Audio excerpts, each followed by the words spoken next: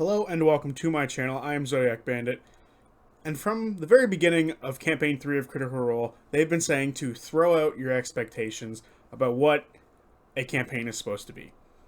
And today I kind of want to look into what they mean by that. What sort of things have they done so far to make us throw out our expectations? Let's get into it. So the first thing that they've done in this campaign is have a guest, first of all, starting from the campaign. He's been there since the beginning, to episode 14, which was his last episode. That is 14 episodes of Robbie Daymond, and that is unprecedented. He has got the most screen time of any guest out there. I can't think of anyone who's come even close to him, especially if you count EXU, which puts him up to a whopping 22 episodes straight on a Critical Role campaign. Even if you don't count EXU as a Critical Role campaign, it kind of is, because it very much ties into Campaign 3. And that is something that we've never seen before at all from a campaign, having someone be there for that long. 3-4 episodes, maybe max, is what we've seen from a lot of guests before in Campaign 1 and in Campaign 2. I think the longest in Campaign 2 was Keg, with she only had like 4 or 5 herself. So 14 is 9 more than Keg had if she had 5. So that's insane. That's crazy, and she was a great character, but Robbie with Dorian was an amazing character, and we got to see a ton from him, and he's probably going to come back on the show at some point for another stint, which is something Matt had pointed out basically right after he'd left. So, yeah, Robbie was there for forever, which is totally new to something in Campaign 3. The second thing was to have a sort of NPC player character in Bertrand Bell. He was there to introduce them to the plot of Esteros, to move the plot forward altogether and to put them together as a team.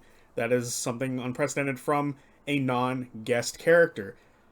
And he also planned his death from the beginning. Travis knew Bertrand was going to die coming into Campaign 3, and he knew he was going to use it to get the group together, and then later he would be able to introduce his real character, Chetney, the amazing Chetney. But that's something we've never seen before, to have a player death be planned, unless somebody somewhere decided they were bored for a week and decided they wanted to die in the week before, which I don't think ever happened. But this is the first time a player, and this is the first time it's ever been open to us, that a player has decided they kind of want to have a character die on them and introduce another one. And lastly, the thing that to me is the most unexpected is the amount of callbacks to Campaign 1. Campaign 2 had very few. Allura, Kima, and technically Artagan. That's it. Even though Artagan really made his appearance known in Campaign 2, and that's basically where he's kind of been shown as a character to us, he did appear for the first time in Campaign 1. However, that is a very, in my opinion, minor, because his character was truly made in Campaign 2. In Campaign 3, we've got direct connections to enemies and former player characters, and there have been characters who have been affected by Vox Machina showing up in Campaign 3 already. Lord Preston is one of them. Lord Preston is the person that Grog gave the card to while he was in Vasselheim. And it's very interesting and fun and new to see this amount of connection between players to previous characters of other players. It's very interesting, very different, and something I didn't expect at all. So in the end, what's the point of bringing up all of this? Why is it important for us to know that these things are unexpected? I think a character from Campaign 1 is going to come back, and he is going to be a drastic departure from everything we've seen before. It is going to be a returning guest. He is going to be directly connected to Campaign 1, and I think he's going to be used in a NPC-like fashion. I think that we're going to see Joe Manganiello return as Archon. And I think he's going to be a villain. I think he's going to help Matt create a scenario where a guest is versing the players. I think there's going to be some sort of connection to Tiamat, and if the players fail, Tiamat rises. I think this is going to happen very late in the campaign. It might even be one of the major final villains if they fail, which I think will be very interesting. And I also think he could plan his death if he fails himself. if Archon fails, he dies. Technically, he should have planned that coming in, and we know that Matt and him would.